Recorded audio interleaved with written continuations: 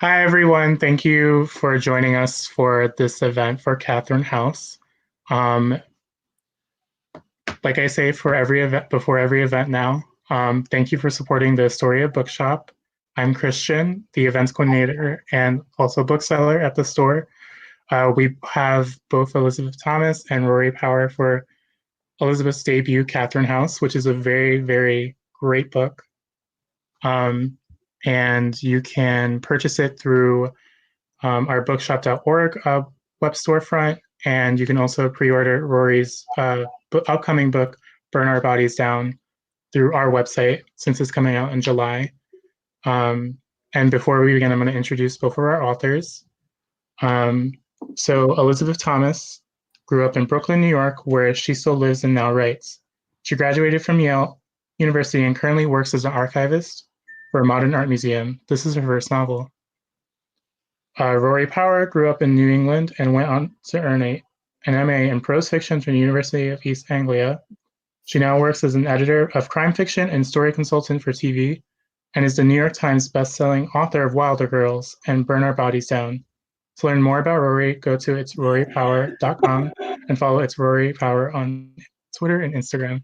Didn't know And that was in there. Thank you so much, Christian, for having us. We love Astoria Bookshop.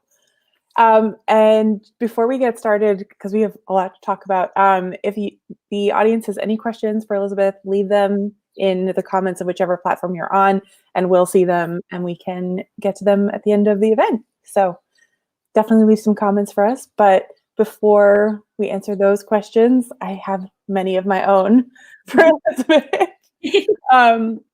But before we get to that, I wonder if you could just give us like a quick pitch synopsis, like what are we dealing with here? House.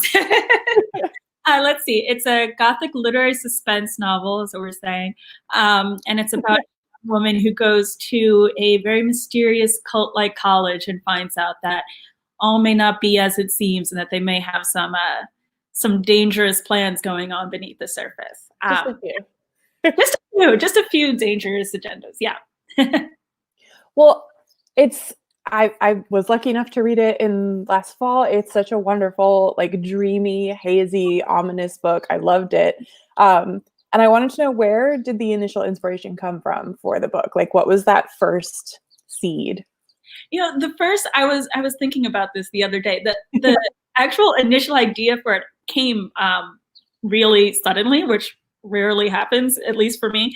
But I was at the Isabel Stewart Gardner Museum in Boston, which I don't know. Yeah. It's an amazing space, and it's this museum from this collector who it was her house, and then now it's this museum it's supposed to be kept exactly as it was when she was alive. So it's just this beautiful, beautiful, beautiful house with this art. Like, you'll just be going down a corner and then be confronted with this amazing painting, and it's just a complete dream world. So I just love this idea. And then while I was there during that visit, I was like, what if you were in such a beautiful place, but then you also could never leave? Because it's such a tension there. That was the original idea. And then just over the next couple of days, I was like, I want to take that idea. And I had recently graduated from college and was just kind of thinking about that experience of mine a lot. So, well, a place, I'll turn it into a college. And then I also wanted to take the fairy tale Bluebeard, which is a fairy tale that I've always loved. And I was like, I was like, not like an exact retelling, but I was like, that'll be kind of the structure of it. So I didn't know that. Yeah, it's kind of fun. I kind of almost sometimes forget. And then I was talking to my brother when he read it, and I was like, can you tell it was based on a fairy tale? He was like, oh, Bluebeard. And I was like, oh, yeah. Wait, so can you talk a little bit more about that? And like, how have you always wanted to take Bluebeard and work with it? Or have you read The Bloody Chamber? The Angela, oh my goodness, Angela Carter story? Is that Angela Carter? Oh, yeah, it's like a modern-y kind of thing. Were you thinking about it the whole way through, or is it kind of like a retroactive thing that you noticed? I'm so curious. It was something that from the very beginning, when I was thinking of the structure of the story, if you you think of the structure of Bluebeard and think of the structure of Catherine House, and then you kind of like start to see that those kind of plot points kind of hit. But after all the revisions, all the editing, I wouldn't like describe it as a retelling of Bluebeard now, but that's definitely how it had started out. And I would say just in general in my writing, since I was a very little girl, I've loved fairy tales. And so I've tended to want to write novels that are kind of twists on fairy tales, kind of playing on fairy tale tropes. So that wasn't something new, but the particular Bluebeard one was this Bluebeard story. I think there's also a real fairy tale-ness to the quality of the writing and the kind of like haziness. I think I've already used that word, but that's fine. Of it, and it feels almost timeless, I think, which clicks in. Yeah. And you mentioned, you know, the edits and the revisions and the process. And are you someone who like approaches the book? You know, we have that like classic dichotomy of plotting and pantsing. And while I hate the word pantsing, you find that you're what? Not a pantser. I tend to be very methodical. But what I tend to do is I kind of tend to know what the structure of the story is and then write really quick drafts, and then through revision, fill them out more and more and more and more. Oh, okay. So I would say that I wrote a 20,000 words. I realize it doesn't mean much to people who don't write, but like an extremely short but version of the story, and then just as I wrote that draft, had a more sure sense of what I wanted the story to actually be, and then just build it out more and more and more. That's so interesting. How many rounds do you go through with this? Is it like 20,000, 30,000, 40,000, or do you like go all in one? You know, I try not to think. I would say that the looking, because I renamed each document to. Oh yeah. So I do think that the one I sent to my agent was draft 9. I think so. I've been there, yeah. So that's something that I've had to deal with. But I would not necessarily recommend the strategy for. It works, you know. But for me, so what can you do? If like that's my approach now, is just as long as it gets words on the page, I'll do whatever I have to do.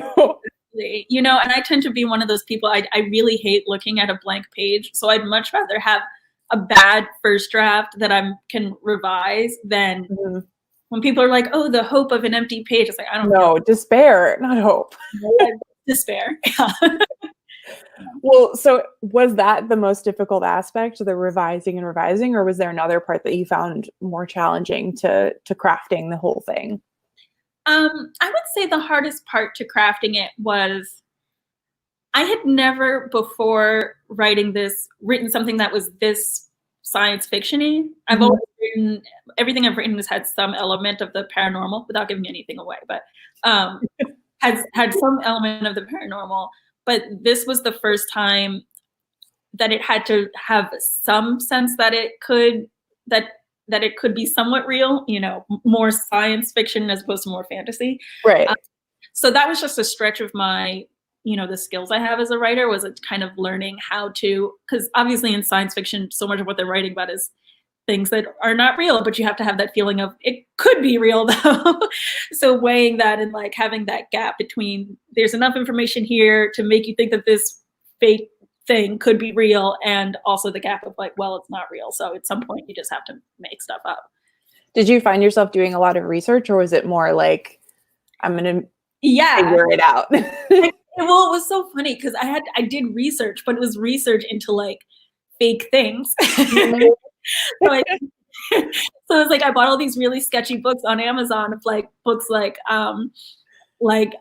things being like, oh my God, like there's all these we have found this magical substance in the human body that like, or like you buy these magnets that you can use to realign your body. I was like, okay, let me see what this person says. Right. And align your body and something like that. So it was like, yeah, it was like research, but research into, I mean, sorry if people believe in some of these fake things, but yeah, research into kind of a lot of pseudoscience and history of some things that we now know are pseudoscience, but at the time they thought they could be real. So it was fun in a way, but it was a trip. It was a trip. One thing that I think my favorite thing about the book, and really just something that I really gravitate towards in books in general, was the atmosphere of the setting. Mm-hmm. Like you can imagine the whole thing. It feels really lived in. Like you know that there are all these places around Inez, but she's not in them, but they still feel real, which I think is hard to do because so often we only really experience like the one room and we're like, yeah, this is the whole book. But you did such a great job of making it feel like the whole place actually existed. And I wonder how you approached that, if there was anything like specific you kept going back to as a technique or. I think that it's tricky also because specifically with Catherine House, it's both, I wanted to feel both very vivid and very grounded, but then also it's kind of like this dream structure, you know, it kind of doesn't make sense as a house. And when you think about it, like in any real way, you're kind of like, how are all these people living in this house that's so cut off and that like how many square feet is this house? Right. Like where are the blueprints? What's going on here? So I think I always allowed myself to be like, you know, there's going to be an element of suspension of disbelief. And then given that, I wanted there to be some feeling that the house could kind of almost go on forever in a lot of different directions. So one of my strategies was that like, so many times when she's describing how she's getting from one place to another, you're like, that did not quite make sense. It's like she goes down and then up some stairs and then to the left and then down a hallway and then she's at somewhere else. And you're like, that she just like went down and then up again. And now she's like 3 floors down. You're like, so, there were a lot of passages like that. And those were so fun to write. And then they also kind of fold into the rhythm of the story. I think there's that kind of dreamy, sense of enclosure of being in the house, that I think that kind of worked together with it. And then I also, you know, I did some research in some architecture. I have like some books on like big American estates, and I kind of like put those together. And yeah, and I think another big thing for me to realize was that after I did the research into like some great American estates, and it's like, okay, so these will kind of be the 3 houses that it's based on somewhat. Then I tried to try and describe them really perfectly. And then it was like a moment of realization was like, oh wait, except it doesn't make, like, this place is going to have to be somewhat in disrepair. Right. Like clearly, like it doesn't make sense that it would be in great condition. So then in, let's say, revision number 5 or whatever, I went through again and like all the times I was describing it as if it were this perfect mansion the ways it does in these guidebooks. I have to be more, no, it's falling apart a little bit. So I think that's also part of it, is realizing that the place kind of has to have a life of its own, and it's not necessarily going to look, it'll have some glamour to it. Dilapidated glamour. The maintenance staff is like not full time. If they have to have the students there, and then they have to have some maintenance staff, but how much maintenance staff is there? Yeah, it's I'm curious though. I'm curious. Which houses were you like looking at and using as a base model or inspiration? Oh, that's a good question. I know the Biltmore was one of them. Oh, sure, yeah. And then one of them was oh, it's gonna kill me. It's in Miami. I'm no help. I want to say Vizcaya. But I kind of you. I take your word for it. But it was really fun. So because, you know, at Catherine House there are the 3 halls, and then I kind of based each one on the kind of different kind of big mansion. I think actually the third one was actually a mix. That's why I can't remember it. So, but that was really fun because I love all those glamorous big houses. So just like flipping through those pages in those guidebooks and yeah, imagining that I was an extremely rich heiress or something wandering through those halls. The dream. But in addition to the way the building itself feels so real and so like existing outside of just the point of view that we see. I think another part of creating that feeling is the side characters, the secondary characters that you created. And I wondered, were there any that you wanted to give more page time to, or that you were like, I have all these ideas for you, but you're not important right now? Yes. Because I think one of the things that was tricky for me is that one of the ideas of Catherine House, the school, is that you go there and you leave your past behind, that you go there and you're kind of someone that's completely new. And different students are supposed to have kind of a different reaction to that. Like for some, it should be really hard for them to not talk about their past life. And for some of them, you kind of realize later, like maybe there was a reason why everyone here kind of would be happy with leaving their past behind. But then what was just hard for me as someone who, when you're writing characters, you kind of have to know more than what's on the page. Yeah, definitely. So I had a sense of what each of the characters' pasts was, but the whole idea of the story is that they're not supposed to really talk about their past. So I would say for every single character, you're kind of like, oh, I wish I could mention a little bit of this, but it's kind of imitating how they would feel, I think, whereas like they would probably be wishing that they could talk about their past a little bit more. And then, so I felt the same way. And then there'll just be like every once in a while, just like a little slip of like, maybe like they would mention a little bit of something. But I would say that's the hardest part, like not one particular character, but just in general, not being able to talk about the backgrounds of the characters that much. I know some writers are really like, they do a lot of character work, or they like fill out like profiles and they have all this information. Are you someone who tends more towards that, or do you find that you sort of take it as it comes with characters? Or take it as it comes. Like I know it, and I like I know it. I have some notes jotted down, but I'm not like one of those people who they fill out as like name, like astrological sign, birth year, and this is like the relationship they have with their mom, dad, aunt, whatever. I'm not filling out forms like that. I'm always so impressed by people who do that. I'm like, how do you know all that? Well, and it makes you think like, wait, was I supposed to do that? But I think, like if I have a general sense, I want to feel like I know as much as I would about a good friend of mine. Mm-hmm. Like same with my good friends of mine. I don't know if I would necessarily be able to write down. Like, I don't know your favorite food. Exactly. But, like, we can go to a restaurant. Yeah, but like we go to a restaurant, and I get the thrust of it. I get the main idea of your personality, so it's fine. I felt like Inez herself is such an interesting character, because we see her go through so much. Like, she has a rough time. Yeah.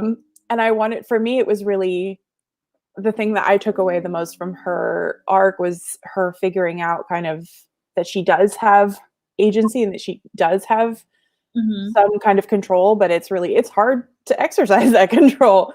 And I wanted to know if that was what you sort of built into her story for readers to take away. What else were you hoping that we would come away from the book with, and how does that strike you? I think there's certainly something that I wanted to take away with it. I think that's something that came up again and again, both when I was writing it and in edits, is that at the beginning of the story, she's so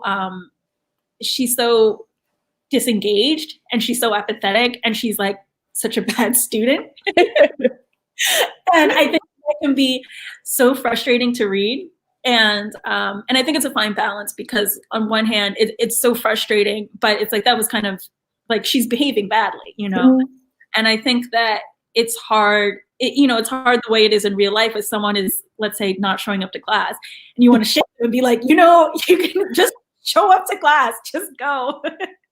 That's all you have to do. All you have to do. You don't even have to work that hard. Just go to class, and the information will like start to filter in somehow. I think that I think it's frustrating, but I think that, we all know people who's like, or are those people who, sometimes there are points in your life where you just like don't see the point of going to class. And for me, a lot of her arc is kind of like about learning to engage with the world. And she's clearly come from this depressed moment and kind of I would say that over the course of the story, she's becoming engaged. She learns to be less depressed, basically, and then I think that she kind of associates that with the place as if it did it to her, as opposed to thinking that she was actually doing a lot of work. And yeah. Another sort of question about the larger context of the book. Catherine House it's one of a number of sort of these like dark academia books that's becoming kind of a subgenre of its own. And we have classics, liberal use of the word, but with The Secret History and Never Let Me Go. And I wanted to know sort of how you saw Catherine House fitting into that spread. Was that something you were sort of consciously working with as you wrote, or was it more like, oh, that's where it goes once you were done? I wouldn't say that I was like, I mean, I love both of those books, which I think is obvious. They're two of my favorite books. They're so good. Yeah. I think I would say that I was kind of naturally just thinking like, oh, I want to write a story that feels really true to me and my friends. And I wanted to like respect like my community and my diversity of friends, and feel contemporary and modern to me, but also kind of in a surreal way. But I definitely, like, for both of those books, I mean, those are just such classics. Like, I wasn't thinking of like, let me like, kind of write a response to them, because I was just thinking we're like, oh, like, those are a vibe. Yeah. Yeah. And then I'm sure just because I love them so much that they were affecting me. Well, I have a quick lightning round of questions. Yeah. So now is the time for audience members, watchers, readers, listeners, what have you. Get your questions in for Elisabeth. We're going to go through them. Are you ready? I'm ready. Okay. Well, this one requires a little bit of context in that there's a lot of description of food in Catherine House, but it's like vaguely unappetizing, but like you're kind of into it the whole time. Yeah. So, favorite Catherine House meal? I think when they go to the feast towards the beginning, it's like a winter feast, and they're only eating white food, and it sounds so disgusting. I think that. But then I was reading that part, and I was like, oh God, and then mashed potatoes. Yeah, good. So like, oh, there's something savory. It's like at first like, oh, this and you're like, so yeah, that whole meal, pretty nasty, but I'd get it. It's one of many fantastic ones. Most difficult character to write? I think it's the same thing. I wouldn't say any particular one, but just the friends in general, that it is just hard to not be able to speak about their past. So I would say in general, the like group of friends, making them feeling, because so much about friendship, I think in general, is about talking about your past. Right, and they can't. And they can't. So I think that it's hard making scenes of them bonding in general, things like that, and like making them feel close without, having those normal like, so where are you from? Right. There's no small talk. They can't have any. Yeah, no small talk. It goes straight to like, what do you think about the nature of the universe and blah blah blah. Yeah. So conversely, favorite character to write? I loved writing Inez. I found her good. She's a big part of the book. Which is otherwise that would have been pretty bad. But I think that there's so much. She is so different from me. She does so many things that I would never do. I was, I must say, an extremely good student, and I don't think I missed a class, even in college. I went to all those classes. I did all my homework. I handed everything in on time. Can't relate. I was, I was that student. So to write a character who is not even that she like, it's not even that she's particularly rebellious, but it's like she doesn't even think about the rules. It doesn't even occur to her that she might be not doing so hot in class. Like, oh my God, just imagine. So that was, writing that type of person was very fun, very liberating. It was liberating, yeah. And last lightning round question before we go to some reader questions. Would you go to Catherine House? I think I would, which is I the would wrong. too. That's the wrong answer, by the way. No, I would go.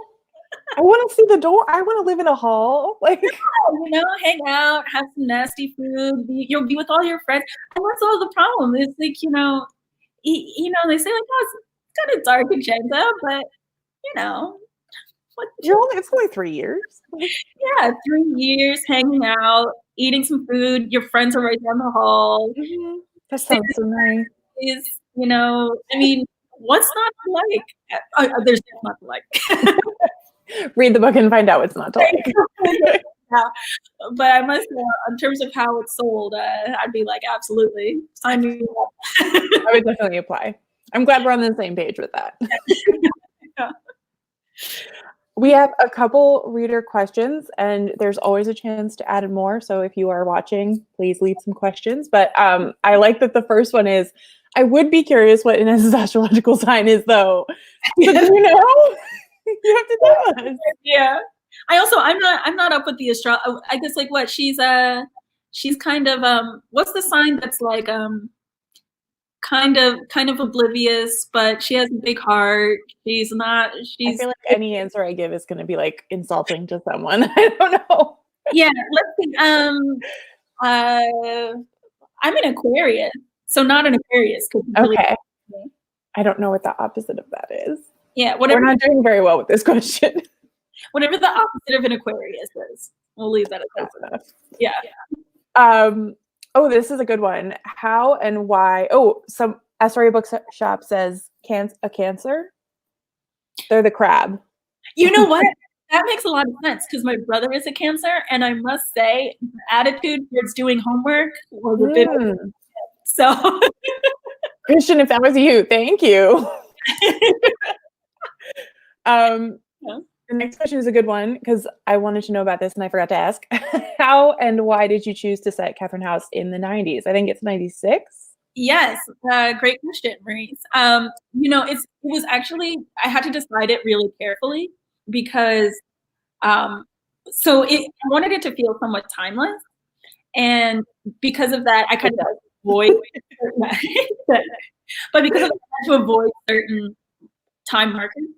So I had to avoid the millennium and I had to avoid September 11th. So I didn't want that to happen while they were at school. Mm. And then I figured if it were too late, if it were too recently, the idea that they would have to give up their iPhones would just be too unrealistic because they have to give up connection with the outside world to join Catherine House. And I was like, there is not a teenager alive today who would give up their iPhone or their laptop or anything. So I was like, it has to be somewhat far in the past, and it has to be like it can't overlap with the turn of the millennium or with September 11th. So it takes place from 96 to 91. That makes complete sense. Yeah. It's tough to work with phones. Like they're the bane of my existence. It's like, can't they just call someone? It's like, no. Yeah. They left it somewhere. Yeah. Wait, one sec. I'm having a. Oh, you good? Yeah. Okay, wait, one sec. Okay, can you hear me? Yeah. Just had a. Anyway.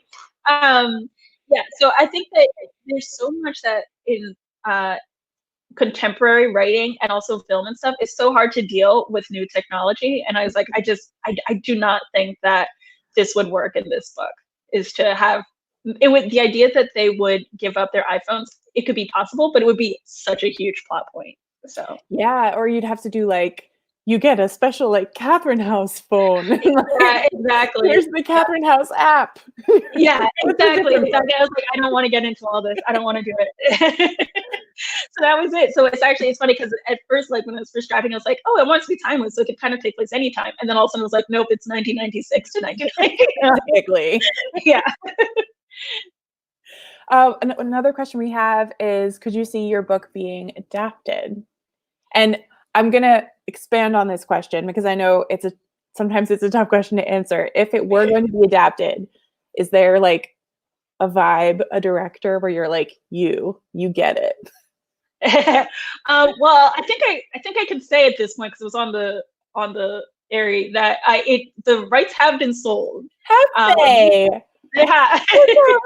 Round of applause. Yeah. That's awesome. Yeah, but there's neither. I mean, it doesn't mean that it just means it's it's out of my hands. We are celebrating it. That's so cool. Yeah. So I literally can imagine it. But on the other hand, I really can't. Like, I'm so not. I know nothing about writing for movie or TV. That's just so not my. That's not my skill set. I watch a lot of TV. But I have no idea how to write for it or anything. And there's so many things that I'm kind of like, I actually have no idea how this would look visually. So I was kind of like, yeah, sell the rights and then go for it. Not my problem anymore. Give it your best shot. So yeah, I mean, of course, selling rights does not at all mean that it will definitely happen, but as someone's dreaming about it. It's maybe a step. It's the first step you take. Yeah. You got over the hurdle. Yeah. And I think it would be interesting to see. It would be interesting to see. I think I'm at a stage in my life where I feel so mature in that, like, I'm like, also, it would be a completely different product than something I created, like I can guarantee there'll be things I'll be like, that's not how I would do that, or like that's just like. But I think anyone who both reads and watches movies or TV, you're so used to, they're just different. You may like a TV show something more, you may like the book more, whatever. It's like every single. I think that as consumers, we're just so used to the idea now that they're two different things. So yeah, I would be okay with it. I would think it would be cool. Yeah. There's another question about why do food and eating feature so prominently in so many scenes and in the culture of the school itself? I think that food is so it's so like it's so bodily, it's so attached to it's so visceral, it's so sensory. And I think that so much of what's happening at Catherine House, more and more as you realize over the course of the story, is so much attached to what's happening in their body. And I think that I wanted to have, I think that was a big part of setting that type of feeling, setting that scene. And I wanted it, I actually use this as a side note for anyone who's a writer or anything. The New York Public Library has digitized, this is also obviously I'm an archivist, but like they've digitized a huge amount of their menus, their historical menu collection, and it is amazing. So I used a lot of the description of foods. It's like nypl.org/menus or something like that. And you can search cause it's like menus from like cruise ships in like the 40s. And it's like amazing. So a lot of the weird recipes were historical menus, like from things like cruise ships. So it's like, in a sense, this is kind of a cruise ship. Like they're all stuck together and they're I love that. And like the weird food really contributes to the whole like, wait, like what's happening here? Yeah, and I think it's so much of the culture of, especially a place that's supposed to be decadent, like food, depending on what you're being served, food can immediately make it feel decadent or not decadent. Like I think if they'd been served chicken fingers, that would have like different vibe, given it a completely different vibe. I mean, I love chicken fingers, but yeah. There's another good question. What are you reading, if at all, right now during social distancing? I am reading. Let's see. I'm reading several things.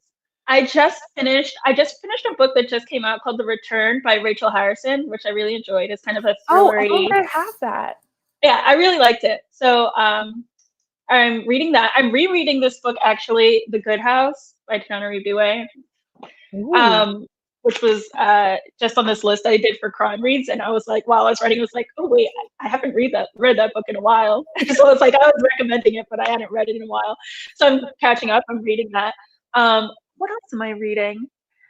I'm about to read 9 Shiny Objects by Brian Castleberry, which is coming out soon. I've heard really good things about that. Yeah. So yeah, I'm like, as you can probably see from like the way I'm looking around, I have like various like to be read piles. I have The Age of Innocence coming up here, which I've started a couple of times and never quite gotten into. some kind of like, I guess, It'll be the no, time. If it happens, it happens. if it happens, it happens. Yeah. So I've been doing I've been doing okay with my reading. Same in K. Everyone's sorry. It's been hard, I think, for all of us on various levels. But yeah, once I get started on the book, then then I can escape into it. Mm-hmm. So that's what you're reading, but are you working on a sequel or another book? I am. It's not a sequel, but it is another book. Yes, I'm working on it. And how's it going? It's fine. That tells us everything we need to know. I must say, I had no idea that writing a second book would be this like emotionally difficult. So hard. It's really hard. It completely just knocks you over. It's terrible. And which is funny because perhaps obviously not to everyone, but perhaps to you, like Catherine House is not the first book that I wrote in the world. Like so many times, the first book you have published is not usually the first book you wrote.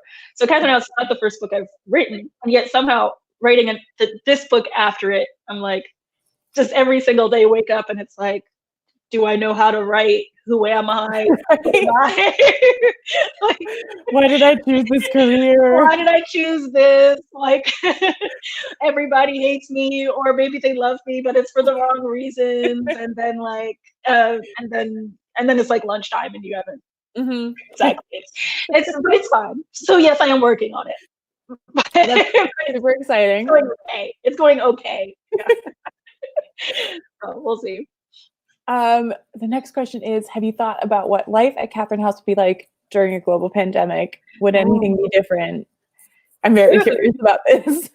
Good question. Well, I wonder, maybe, wasn't there something about, there was like some reality TV show recently that they found out that they hadn't told them that there was Corona was happening. Big Brother, right? Yeah, Big Brother. It was Big Brother Germany. Wait, I don't know why I know that. Yeah, yes, exactly. I was going to say I thought it was in Germany. So yeah, it was kind of like they were already isolating in this Big Brother house, and so they're kind of like, well, might as well just leave them there. They're fine. It could be like that, where Corona was happening or some other pandemic. They would kind of be like, well, we might as well. Keep the students there. Right. I mean, they can't get in contact with the outside world. Oh gosh, yeah, that'd be pretty bad. But yeah, I mean, that makes me think of Wilder Girls too. So there's somebody asked me the other day, like, how would your characters respond to being in quarantine? I was like, no, that's literally the whole book. Yeah. They would be fine with it. Yeah. So I think that it is funny that I was talking with my editor, and she was like, yeah, everyone's saying like one of the chants through Catherine House is like, you are in the house, like over and over again. She's like, now we're just all saying, we goes like, hi everyone, you are in the house. We're all in the house. So if you haven't purchased your copy of Catherine House yet, now you really have to, because you are in the house. You're in the house. We are in the house. I didn't want it to be prophetic. That wasn't the goal. Astoria Bookshop, you are so on your game. Look at that link hovering right there at the bottom of your screen. We'll go on to the next question, which I'll lump in with the question underneath it, or combine. Any dream castings for the adaptation, and are there any TV shows, movies that you feel like capture the atmosphere? Oh, my brother is always like, he after he read it, like one of his first comments was like, you wrote that whole book and no one in it could be played by Rihanna. And like, how are you supposed to get Rihanna to act in your... We always have to be thinking about that. How are you supposed to get her to play it if she can't, if none of the characters are described as her? So that's something that I've been dealing with. Otherwise, for Enos, I always imagined that I feel like it would have to be someone. There's no one I can think of off the top of my head. I think it's hard also because like they're kind of young, so I'm not good at knowing like teen actors. But I think it would have to. I have an image in my mind, and it would have to be one of those people who look like, kind of like a French or German or something model, and they're just they look kind of dirty, but like kind of sexy and like just kind of very Rihanna or Catherine. That's so beautiful. Yeah. Yeah, that kind of like very European, like just kind of it's just someone who looks like really cool. Yeah. Like a cool off-duty model, and like one of the times where you're just kind of like, I'm not sure how this is all working so well, but you just it looks great. So I in terms of I can't think of a specific person just because I'm not as we can picture it. Yeah. In terms of atmosphere, I saw this. Oh, this is going to kill me. I saw this movie the last year, and it was called The Cure for Wellness. Oh yeah, movie?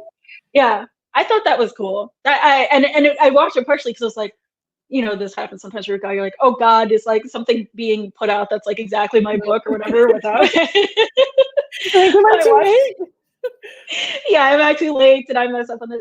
And I was happy to see it is not exactly the same, but I think it has some similar themes. But yeah, it kind of takes place at a kind of wellness retreat type thing. Yeah. And I don't know, like Switzerland or something. I don't know. And it has that kind of like kind of dark, very like, crisp white sheets, but like freaky something's dark. Something's wrong. Mm-hmm. Yeah, that kind of vibe. So yeah, that was the first time I saw something that was like, yeah, this is a good vibe. Yeah, I like that. That's awesome. Our next question is from Christian. Hi. Mm-hmm.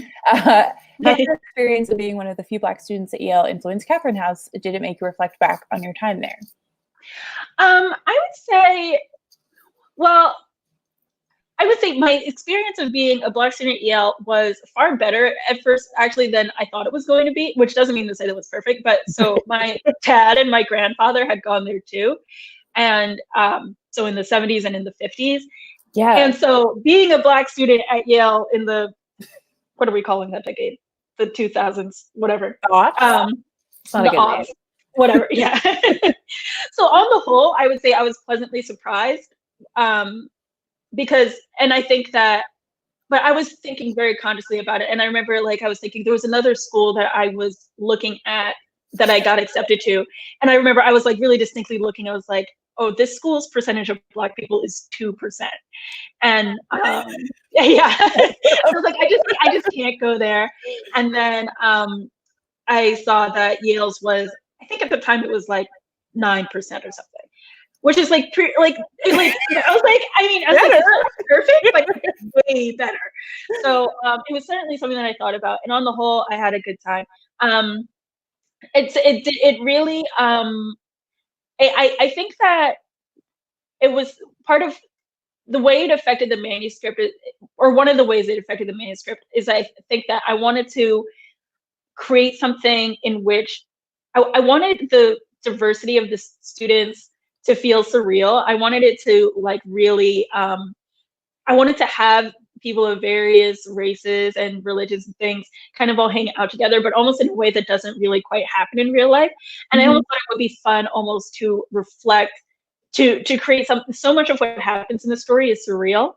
And I kind of wanted that to be one of the things that was surreal. And then there's so much, and then comments on anxieties you may be having about not belonging that could be connected to your race or something else, be otherwise a part of the story, but almost not literally described in terms of what's actually happening in terms of the race, if that makes sense. So it's characters are describing as not feeling comfortable and not the ways in which they haven't fit in the worlds around them. And in the real world, maybe that would be because of their race or their sexuality or something like that. But in the world of Catherine House, it's almost like it's have to be something else, but you don't even know what that something else is. So it's all, I think it's to be kind of surreal. But yeah, it certainly affected me. It was something that I thought about. Actually, that ties in with a later question. We'll skip one and come back to it. But the student body at Catherine is very diverse in terms of race, gender, sexuality, etc. How do you feel Catherine House reflects the diversity of private schools, both in the 90s and today? And you've talked a little bit about this just now, but I think that I think in some ways it I think in some ways it reflects them, at least in Brooklyn. It's almost like this. It's the dream that a lot of schools are going for. I was thinking the other day. I suddenly remembered that I went to an elementary school that it was at the time, they don't do this anymore, but it was supposed to be a third Black, a third Latino, and a third other, and so they had a lottery. And it was like one of those things. I just like suddenly woke up in the middle of the night and was like, "Wait, was that real?" And I was like, "Yeah, that was my actual elementary school experience." And it was like it was great, but so that my elementary school experience. When I think about it, I was like, "Oh my God, it's actually almost like Catherine House," where it's like almost this fake diversity because the parents were putting in.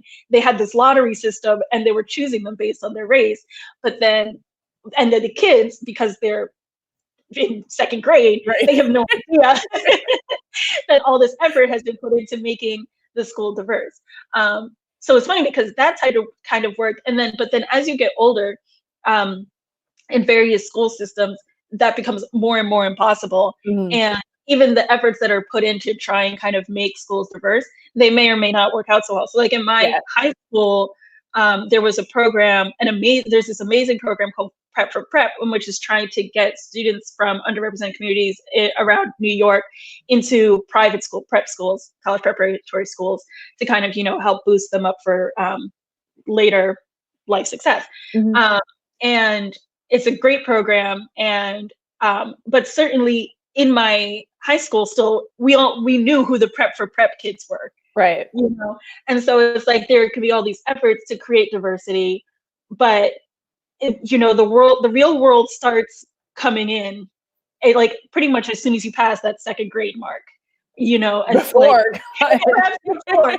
It's like, and it's like no matter what, if you kind to try and create diversity, it's kind of like you can build it, and then there will be you can do whatever you can, but then in some ways it's like it'll never be perfect. Right. So I think that's really with all that. Yeah, exactly. And so I thought it would be fun with Catherine House to almost imagine what it would be like to actually create, like kind of almost like my elementary school. And yeah, but I think it's one of the things about there's so much about Catherine House as kind of a dream school, and I think that's one of them. That's really interesting.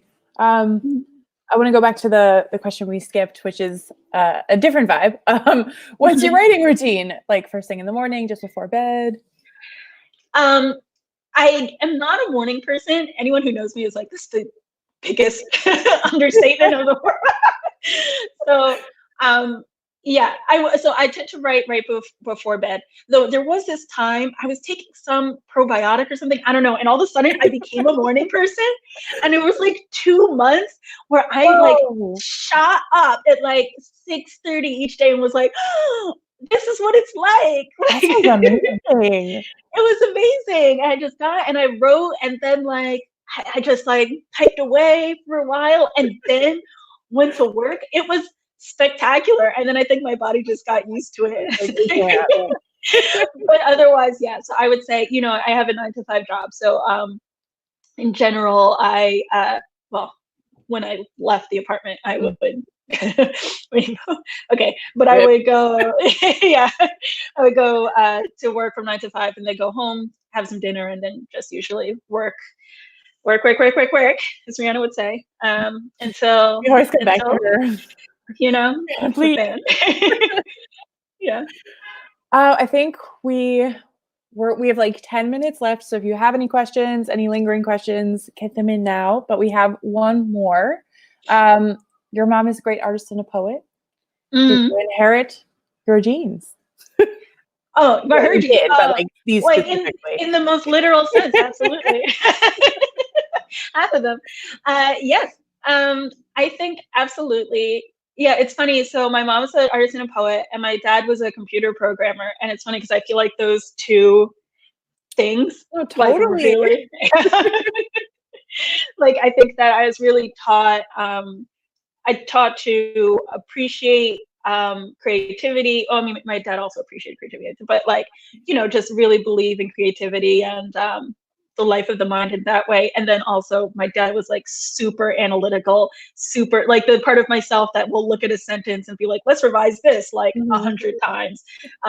That's the side of it. I'm very not, my editing tends to be very analytical, very, how can we maximize for efficiency in the sentence? I don't want any extraneous words. We're going to just very, can be very ruthless. So I think that those two sides have served me well, very much. I like the way you talk about looking at a sentence. It can almost be like breaking it down to parts and like looking at the different parts of a machine. I mean, like, how is this all working together? Exactly. Yes. There's another question about history. How did your art history background make its way into the novel? And how did you decide Inez's taste in art? Did it reflect your own? Great question. So the art history, the reason that the main character is an art history major is from a very logistical standpoint, that I was an art history major. And I was like, I wanted to be able to, without too much strife, capture like the beats of like what, you know, like when does this major get hard? And, you know, and, you know, feel comfortable. That, so. Yeah, I remembered it very well. and I love, so, you know, I work in the arts now. So I wanted it, you know, a lot of the story, when you're reading it, it's about this experimental field of study somewhat.